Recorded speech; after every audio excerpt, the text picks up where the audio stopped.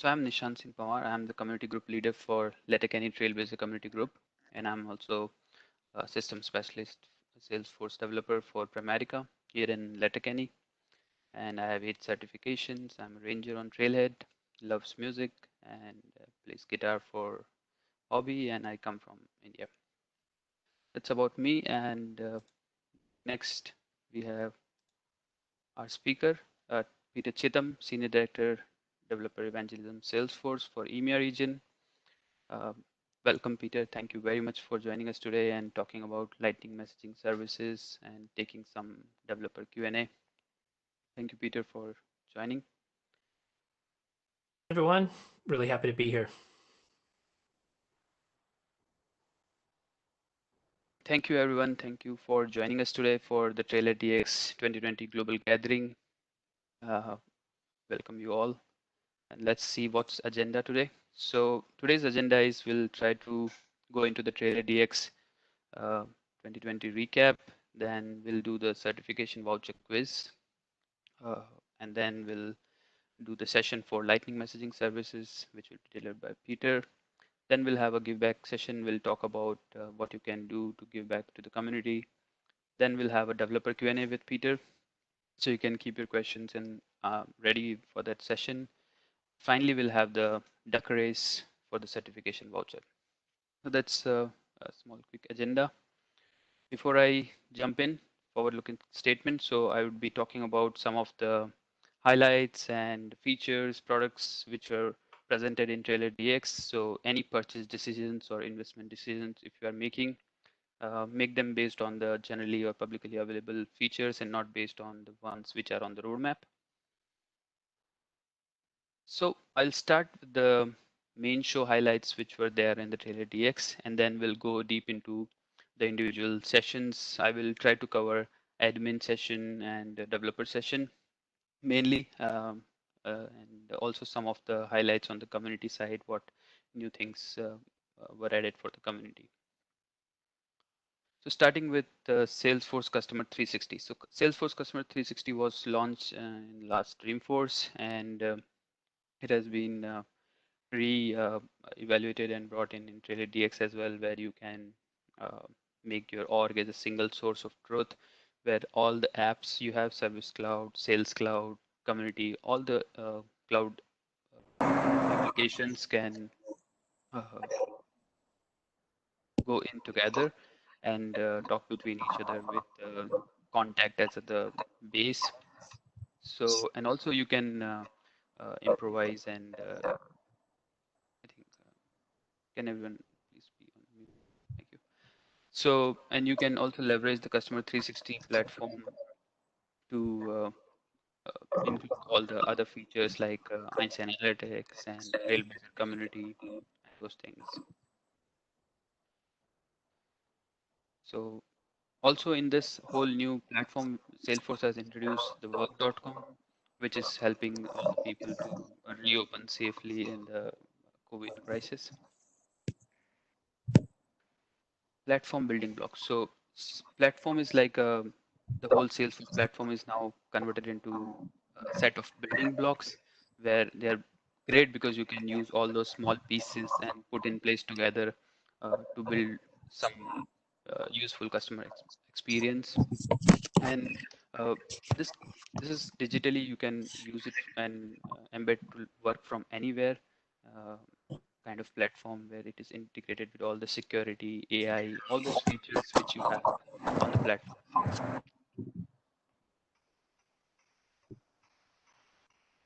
Can everyone just be,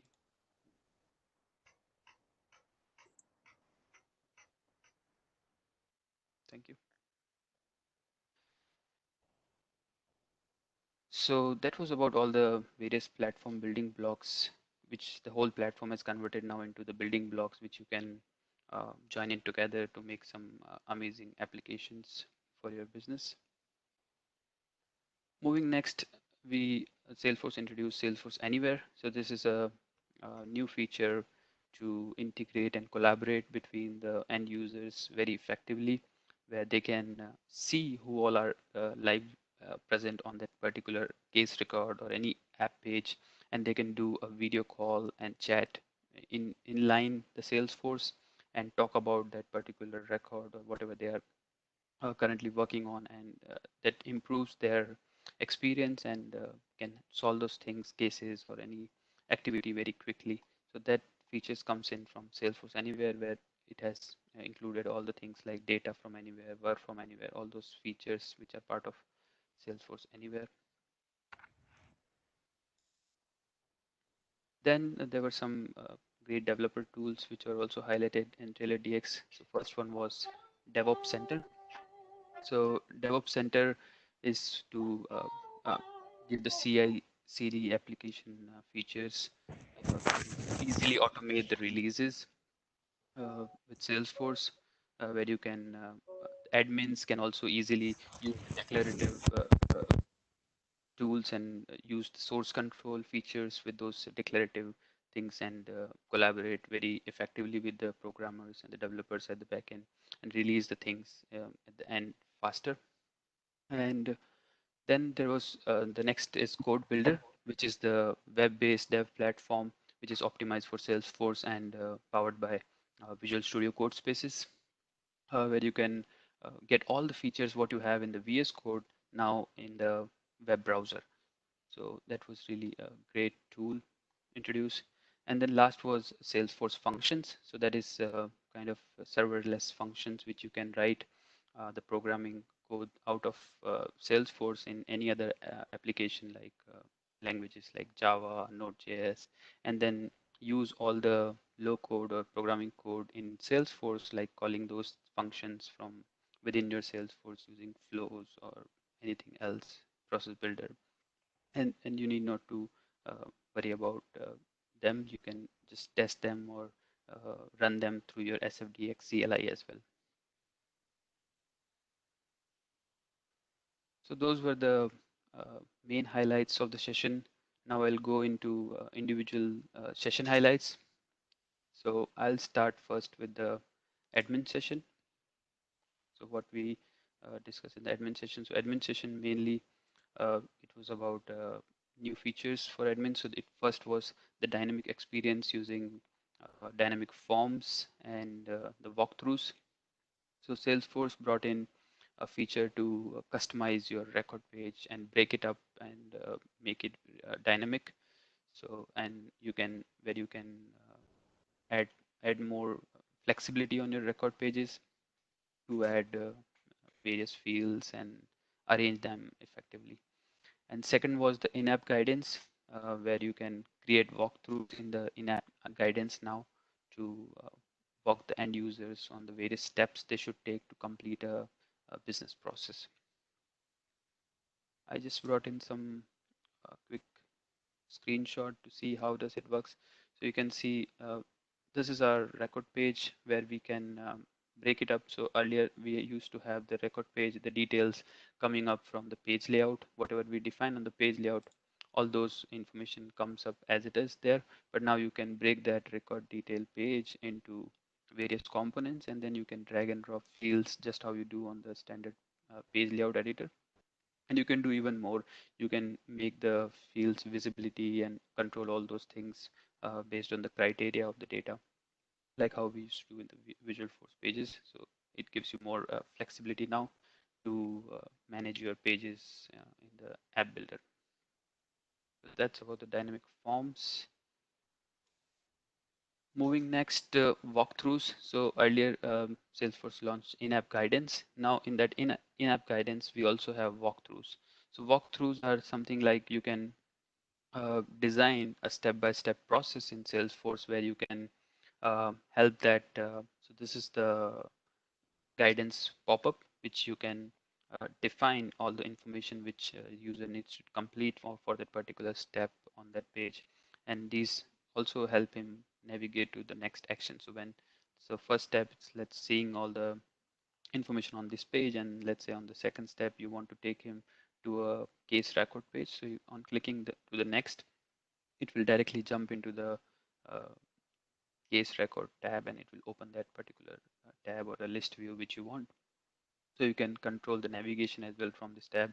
And also now you can make this prompt floating. So earlier this prompt was always docked to the bottom, which can be now made as a floating prompt and moved all across the screen so that it doesn't hide all any information which is underlying on that page. Moving next on the automation side, there was a couple of automation things which were launched. So first, which we can highlight is the flow triggers. So the flows which were of two types earlier, like this screen-based flows and uh, auto run flows, auto launch flows. Now adding to that, we have the flow triggers, which can be triggered whenever any record update happens. So earlier we used to call the process builder and then call the flow. So instead of that, you can directly call the flow on a record update. You can define those events, that if it is a insert event or update event, and then you can uh, call that flow from that DML action. So that's about the flows. And then on the Einstein next best action, you can now add point and click decision for your automations also.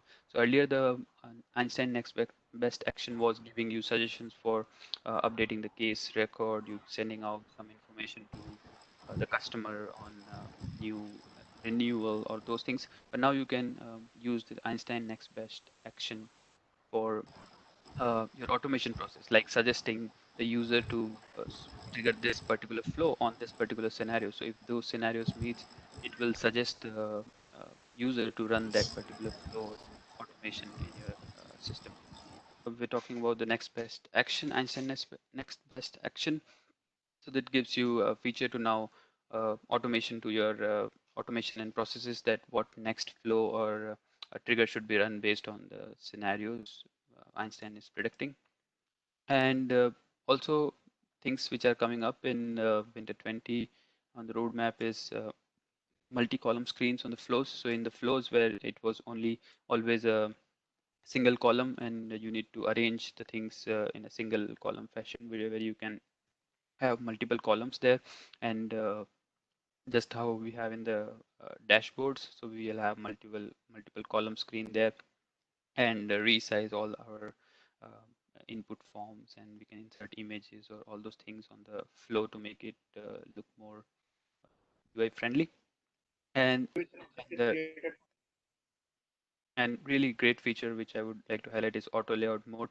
Like all the lines, when you have a lot of big flows, you don't need to um, make sure that all the lines are flowing correctly. It will be done automatically on all the connections. So that will be done automatically in the flows now. Moving next on the reporting, we'll have update preview automatically to set off so that you can see the fields quickly, faster. And also you can, instead of drag drop, you can now just double click on the fields and then it will go on the report builder in the Lightning experience, just how it was there in the classic.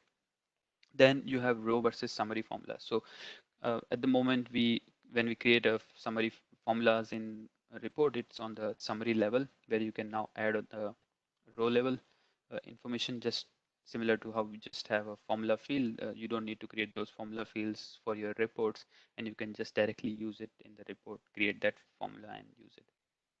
And then auto add fields to the report types. Really, again, a great feature where you don't need to worry about when you have a custom report type and you created new fields and they are not available in that new custom report type. So those new fields which you create will get automatically added into those report types. Last topic which I want to talk about the admin side is the security command center. This is really a great feature because Salesforce takes security on the utmost priority, and then you can overview or the holistic view of your security, how it is performing in case you have a single, or if you even if you have multiple production orgs, you can combine all of those production orgs security information on a single command center, where you can see or flags where there is any um, data breach or data security, which you feel any events which are uh, of your security concern, so you can flag them and take actions on those highlighted features there in the security command center. So that's also in beta at the moment. moving next to the developer sessions. So I'll talk about some of the new highlights for the developers. The first one was the Salesforce Functions. So now Salesforce is bringing new feature, latest addition to Salesforce platform, which is Salesforce Function, which is like a service that lets all the developers write code and integrate with the Salesforce platform and run wherever you want, whenever you want to run them in a serverless architecture. You don't need to like connect to those third-party application where you have written that function and you call it using APIs uh, and then you run those actions there and then wait for the response. So now all those things you can do, all this capability you need to do, you can do in the Salesforce platform itself. So you get all the security, uh, runtime, all those things which you get the features when you are on a Salesforce platform. You get all that, and you can very well move and write the code in any other flexible language which you want to build, like Node.js, Java, or even if you want to write an Apex language, you can write that and put that in that function and call it whenever you want Salesforce. So you will have also flexibility to use all this SFDX tools in the CLI to call those functions and seamlessly access them. So if I just show you an architecture diagram, how does it look? So you have your serverless container runtime. So this will be a virtual runtime where you will have your function sitting in any of the Node.js, Java, Apex application, and you can invoke that function from um, various actions in Salesforce like platform events, flow builder, Apex, or even you can trigger them on platform events. So any action or events happening in your Lightning component, which can call your these functions in Salesforce functions.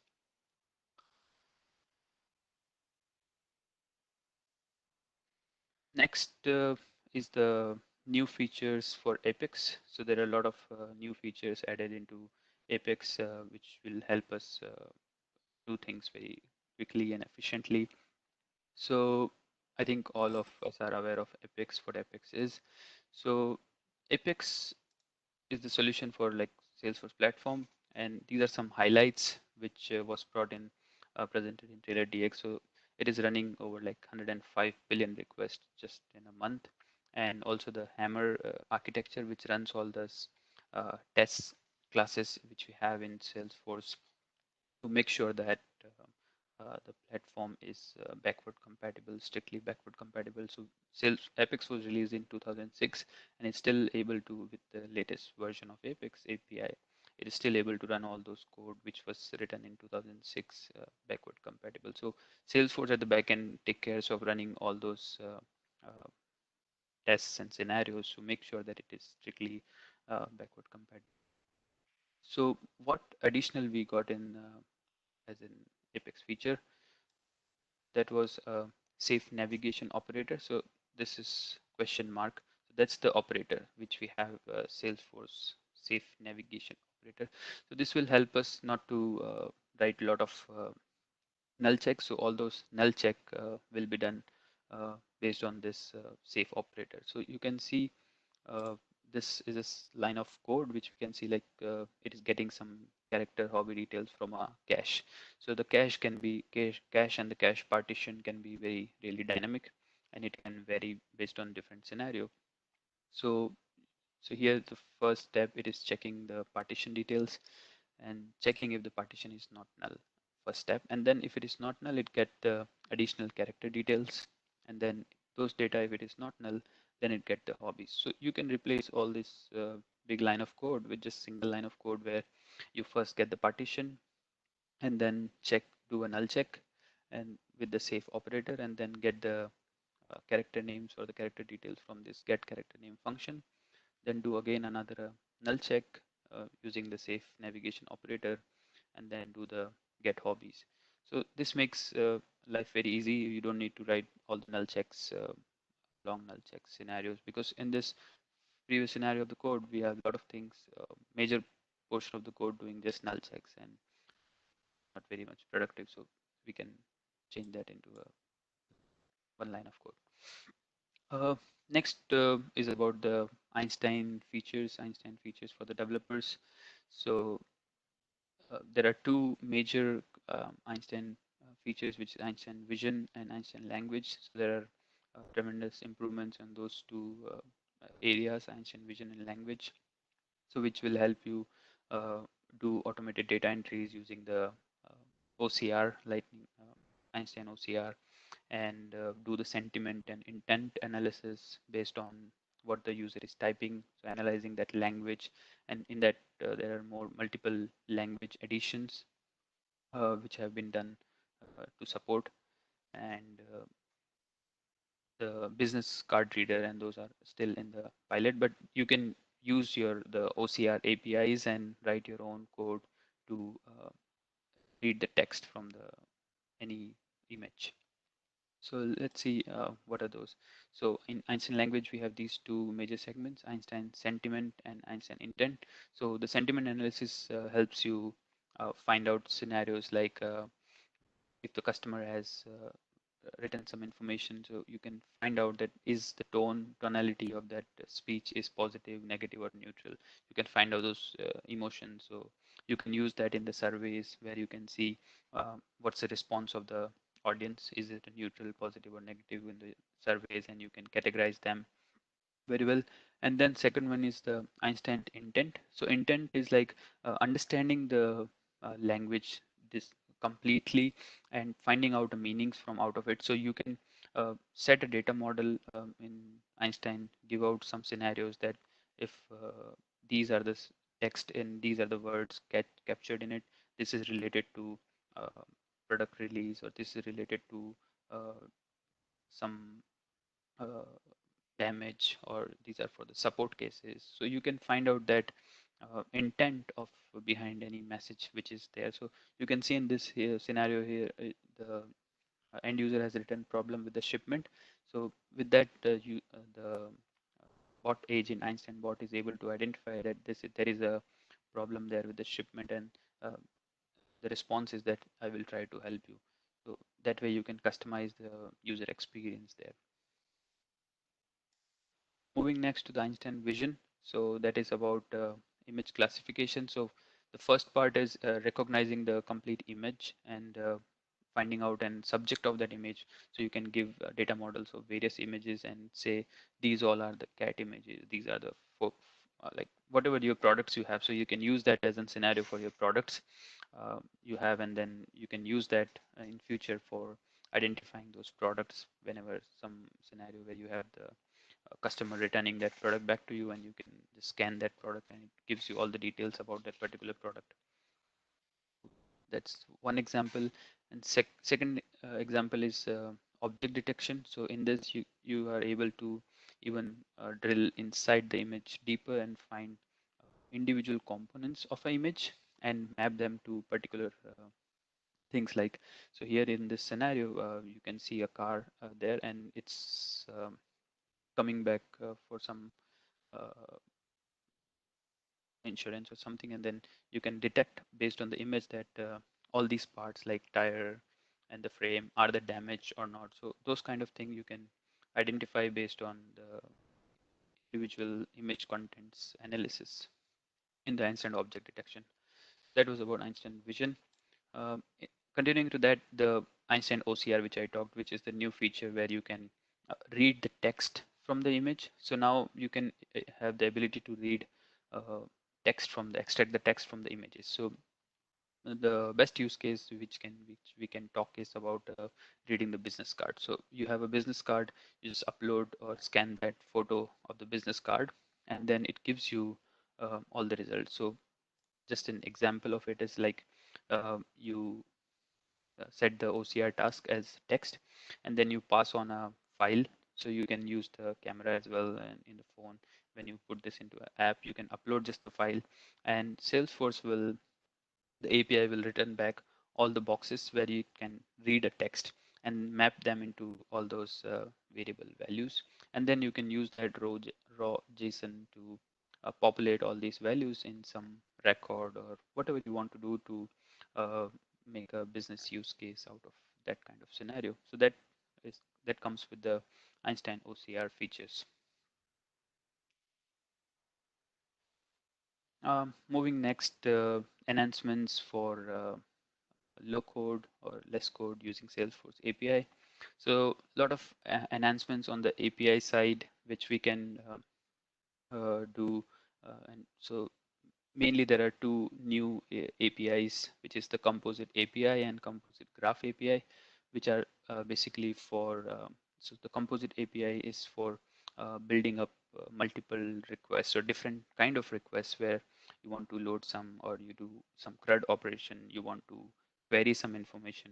So you can club all those in a single call and send that composite call uh, to an endpoint and with information requested in a JSON, and the JSON comes back with whatever information you are asking for. So like if you are in the subsequent request, you will have different items, like you are doing a SOQL, you are doing some CRUD, you are checking the schema, all those things you can do in that composite single API call, and the returning JSON will have all the information about all those requests.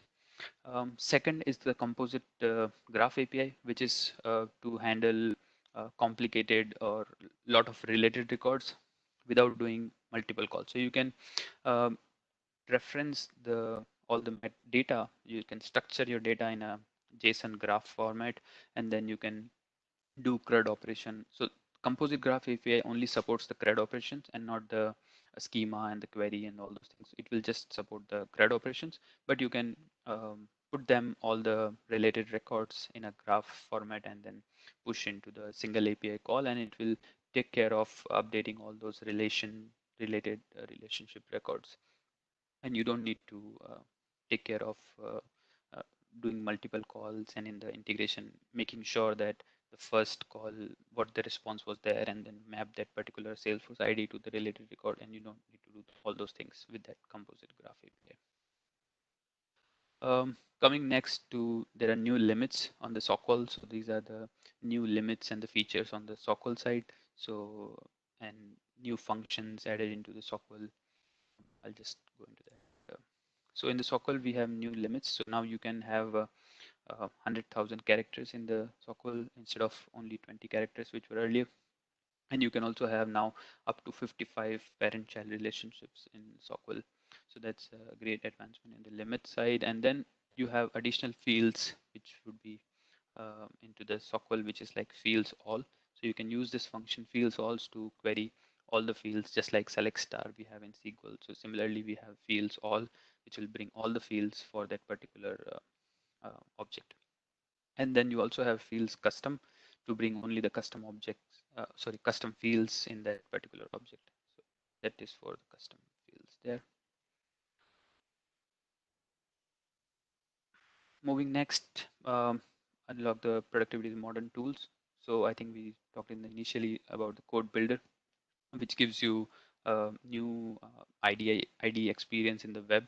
So you will have the web-based um, IDE, which is code builder, where you can run all the features of CI/CD, source-driven development, install all those extensions which you have in the VS Code, all that feature which you get in the VS Code. So this is similar. It's like a VS Code space.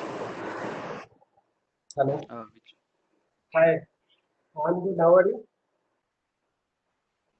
um, sorry, can you please be on mute, Shik? So this gives you a consistent experience how you have in the VS Code, and then there are new features Great. also on the Salesforce DX CLI, and then you have new features also for the developer productivity, like local development. You can now have the emulators for the mobile and iOS, where you can run your code LWC component, whatever you're building, and see how it would be experienced, how it would be behaving when you put that in a mobile screen.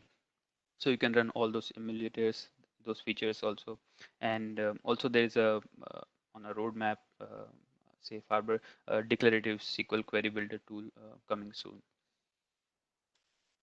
Just a quick glance before I go away from the screen. So this is how it would look, code builder. So you can see it just looks like a VS Code screen in a web browser with all the org metadata browser and all those things which we can do. Moving next, analytic developer experience. So there are a lot of new enhancements for in the analytics side for the developers as well. So you have, firstly, you have the analytics extension pack for the VS Code.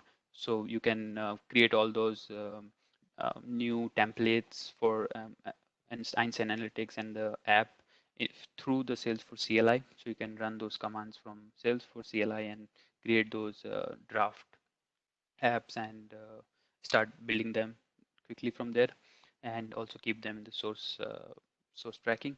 Then you have the Lightning web component for visualization. So you have a Tableau visualization Lightning web component, which will help you put your Tableau dashboard components into app builder and show them on the record page or wherever you want. And last one is the Tableau plus Einstein. So kind of amalgamation of the Einstein dashboard, analytics dashboards and Tableau dashboards to let them communicate with each other. So see that quickly.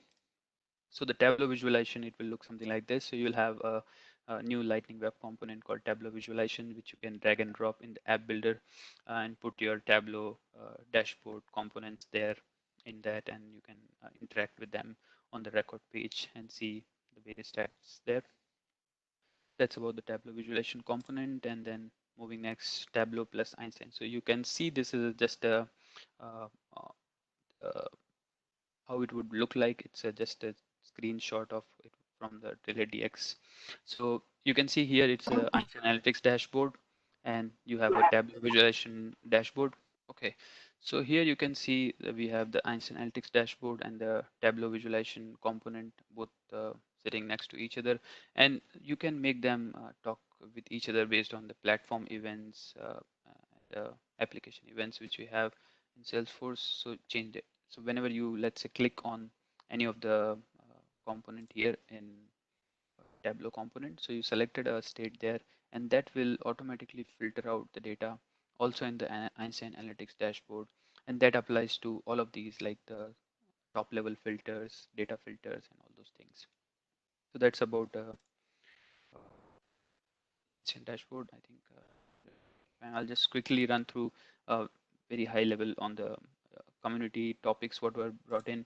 So first was about the Trailblazer Connect, and you can how you can join all the community and empower and make your boost your career. So you can try to coordinate and join in Trailblazer community and your knowledge there. Use the Trailblazer Connect. So we'll talk about the Trailblazer mentorship and Connect coming in the session. And uh, moving next, you can, there are some new things launched. So there was a JavaScript developer one certification which is launched now, uh, which is and also there is a super badge for Lightning Web Component. So that's also part of this certification. So those two things are newly launched. Just more some stats on what how there are. So there are 30 certification and 18 super badges overall. Probably like 44.2 million new jobs by 2025 Salesforce. So you can start learning and earning more super badges and certifications. Last, there are now Einstein inside Trailhead. So now the Trailhead suggestions which you see what to do next, all those are powered by Einstein, and it will help you pick the new modules based on what modules you do. So do all those modules which you really are interested in, so that Einstein gives you suggestion accordingly, and you can take use of that.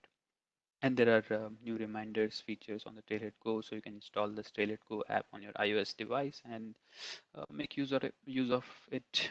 Okay, that's I think all. Let's jump into the certification voucher quiz. Before I move into it, any questions, anything you have in your mind quickly before we start the quiz? Before the for the TrailheaDX recap, what we achieved with this contest. I'm really happy to share with you all that we had huge, a large number, like 78 participants joined in the contest and went on the trailhead and blazed the trail, and they earned 15,000 1,592 badges and 818,000 points. So these are huge numbers, and this is the timeline how participants started joining in. So most of the people who started joining in the beginning itself and then keep on joining throughout the contest. So it was great participants from all of you. Thank you very much for joining into this contest, and would like to congratulate all. Um, these are the final top 10 qualifiers we have for the quiz today. So these are the top 10 people today when I did the final count of the badges and the points. So these users, participants were top 10: Himanshu, Vignesh, Akash, Hassan, Abhishek, Harshal, Saurabh, Samar, Nihal, Shankar. Very congratulations to all 10 of you, and all of you did really a great job. Like I was seeing people going in up, down, very much. It was really great participation from all of you. Next, how the quiz will go on. So there would be 10 questions in the quiz, and every question will appear for approximately 10 to 12 seconds there. You can answer incorrectly, there would be no negative points, and every correct answer you do, you will get points.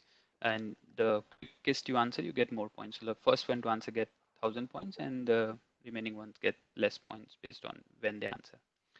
Finally, we'll have two winners in this quiz. So first one would be the highest scorer from the top 10 qualifiers, who will get one certification voucher. And second one would be the winner of the quiz. So everyone will play this quiz and we'll see who are these two final winners. So in case if both the persons are same, we'll try to pick the second one to give all an opportunity to win the certification voucher. Okay, so let's start it.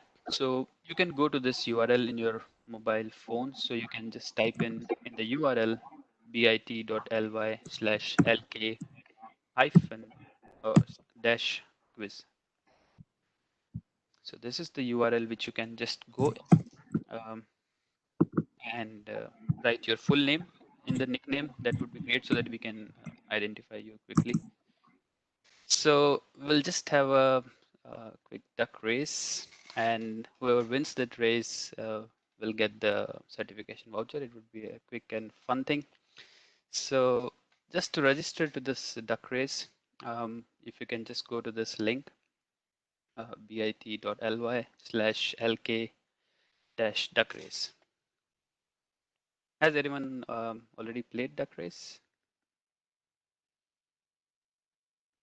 on any Trailblazer community event? So I got this idea from the Amsterdam community group event. So they used to do this, and I got this really interesting idea, and I incorporated it today. Okay, let's see if we're getting some participants into this. So you can see the participants on this linked spreadsheet.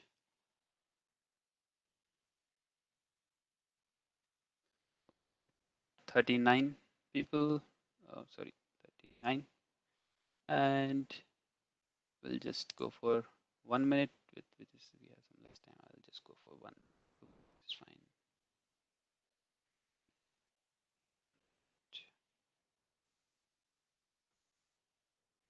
Set.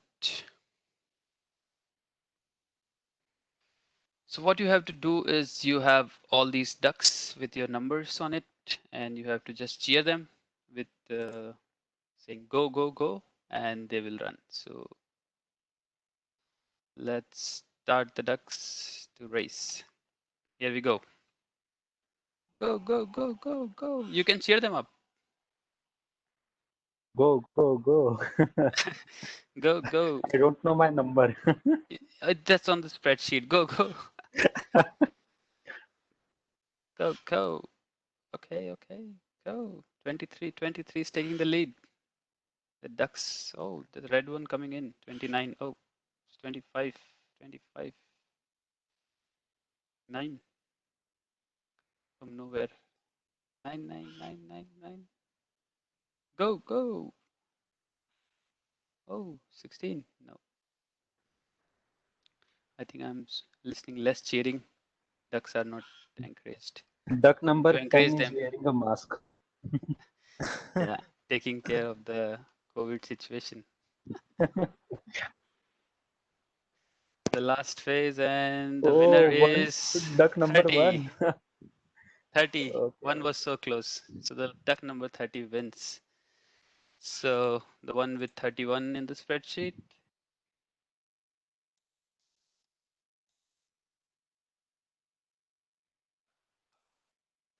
Yeah, it's fine.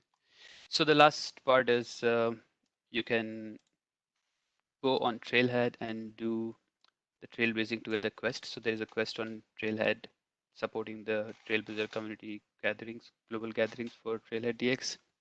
So do that quest and you will win a community badge on Trailhead for Trailhead quest and also a $50 voucher for a charitable gift. And part of that, there's a step to tweet about your global gathering where you did that global gathering. So you can tweet about us today. So you did this trailblazing together with LKSF devs. So show some love on Twitter, and that's all. Thank you very much. Thank you for joining today. It was great seeing you all today on the TrailheaDX Global Gathering. Thank you, Peter, for joining today. Thank you very much. Thanks, everybody. Thank you, Nishant. It's been a pleasure. Thank you, Peter. Thank you, Nishant. Guys, appreciate it.